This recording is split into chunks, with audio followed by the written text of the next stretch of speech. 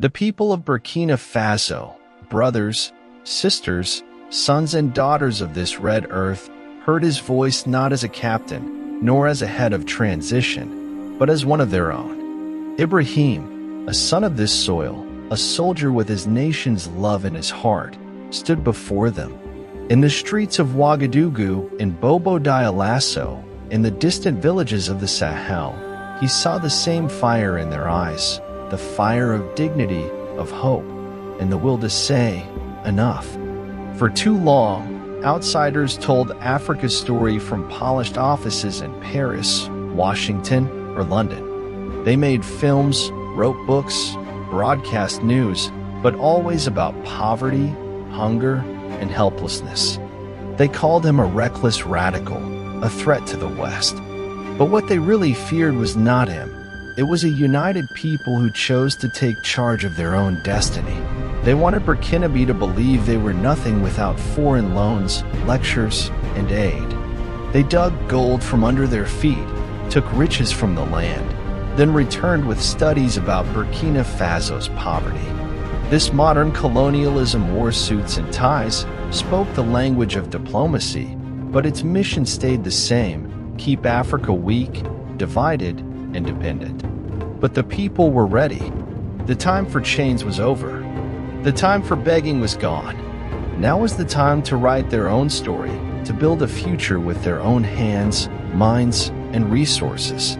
A future standing tall, proud, and free, of Burkina Faso for the Burkinabe. To build a new house, they had to understand why the old one crumbled. Decades of betrayal, both from foreign powers and corrupt leaders at home, weakened the foundation. 4 generations, others came to take.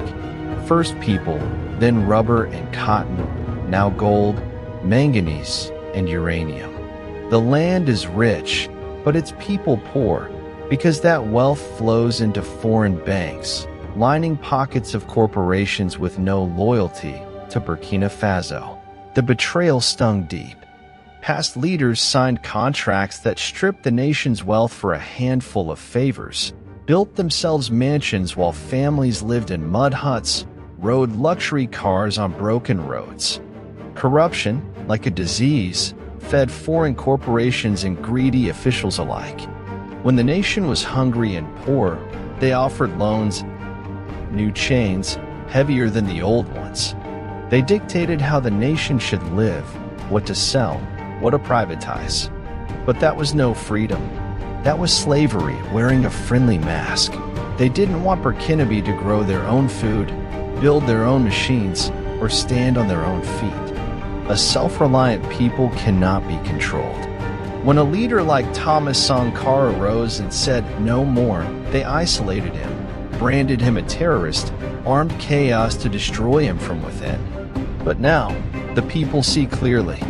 They know who truly stands with them and who exploits them. They had diagnosed the disease. Now came the cure, radical, revolutionary, built on simple truths. A nation that cannot feed itself is not free. A nation that cannot defend itself has no sovereignty.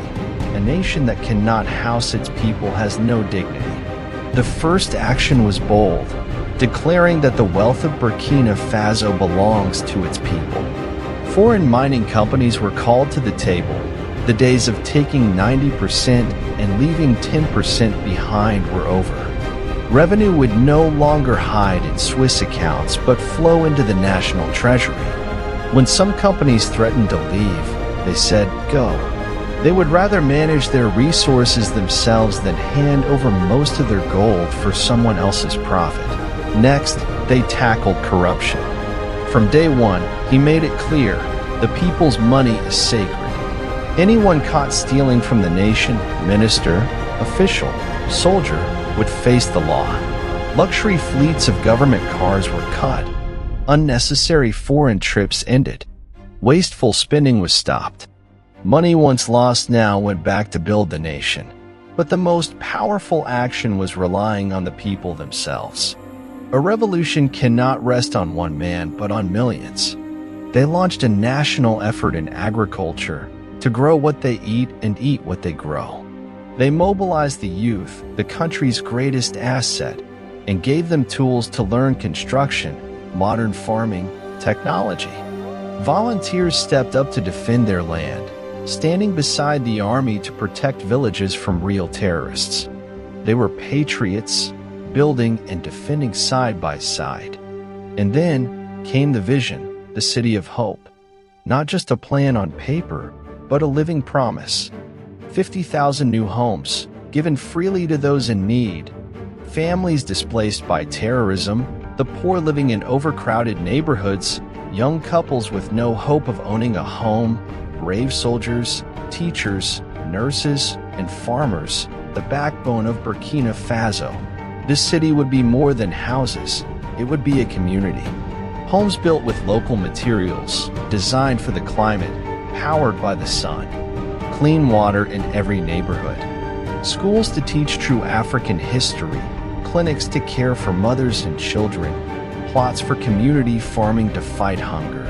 Markets for farmers to sell directly, and tech hubs to unlock the genius of the youth. They would build it with their own architects, engineers, masons, and carpenters. The money would flow back into the local economy, a cycle of national strength. This city would stand as a message for all Africa. Do not accept a future planned by others.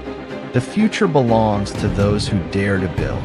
African nations could unite, trade, build, and defend together. Their strength would be in unity, not in begging in Paris or Washington. To the Western powers, Traoré's message was clear.